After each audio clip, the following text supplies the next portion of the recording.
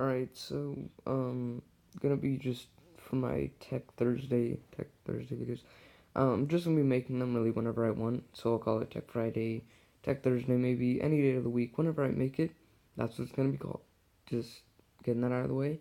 So, today's Tech Thursday, I'm gonna be talking about the Dutch angle, and what it is, when and where you really shouldn't be using it, or should be using it. So, this kind of came up. I've seen a lot of pictures and things that people are taking where they use the Dutch angle and they use it incorrectly and they use it in situations where you really shouldn't be using it, and it just kind of makes the picture or the video look bad and hard to look at. So, a few cases of when it is used correctly is definitely, I would say, the Twilight Zone, because the Dutch angle, in a sense, just to clarify this, it's kind of when you tilt the camera, just kind of like that, to where it gives this feeling of you're not really sure what's going on. It's kind of a confusing look and all that. So,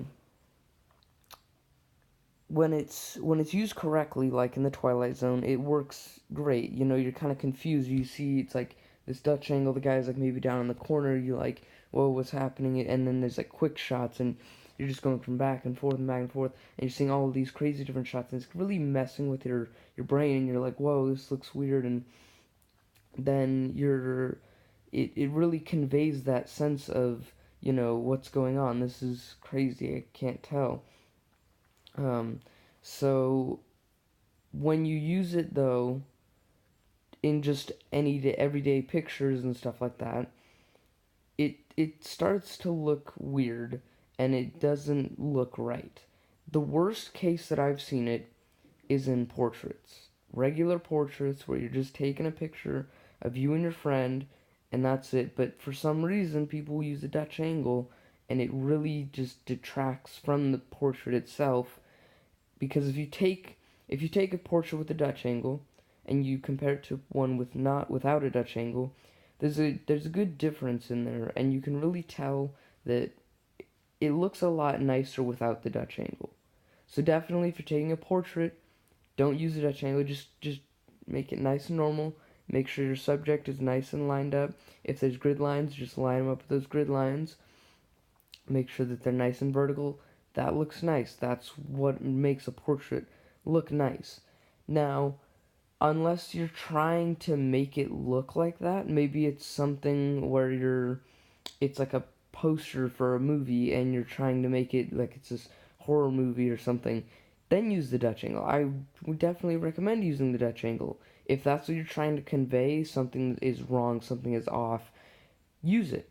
But if it's just a normal portrait, everything's fine. It's just, you and your friend, don't use the Dutch angle. That's just my opinion, and I think it will definitely make your portraits and stuff like that look better when you stop using it. Because another thing is that it sometimes gets overused, and then all of your pictures have this weird Dutch angle, and it looks bad, and then it's like, why did you do that? It makes you look like a beginner when you're taking pictures and doing photography and stuff, when you're just using these, because then you're just using trends and stuff, and you're really not setting yourself apart from anyone else. You're just being the same as everyone.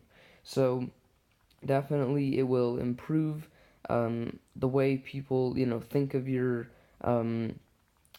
photography and stuff like that. It'll make them be like, oh yeah, okay, this looks nice, instead of that looks really weird and why would you do that? Like, um, and it'll definitely make you look like a more experienced photographer, because you won't be using these same trends and you won't be just, going with what everyone else is doing. So definitely stop using the Dutch angle so much. You don't need to use it so much. It's there. It's got a purpose, and right now a lot of people are not using it for its design purpose. So, with that being said, that kind of concludes this Tech Thursday, or Tech Friday. I know this is kind of like a rant, but yeah, I mean, it annoys me the amount of times that I see the Dutch angle being used incorrectly and not being used what it was intended for, or just being used in your own way that, makes it look nice. So a lot of the times it's not being used that way. It's being used in a way that's just, hey, take this picture. But the person just decides to freaking add a Dutch angle in there, and then it looks all bad. So, yeah, with that being said, see you tomorrow in the next video. And the reason that I'm in a bed right now is because I've fractured my hip and just going to be filming videos from here, and audio is pretty bad and everything. But hopefully I'll be back to normal soon. So with that being said, see you in the or tomorrow. Yeah.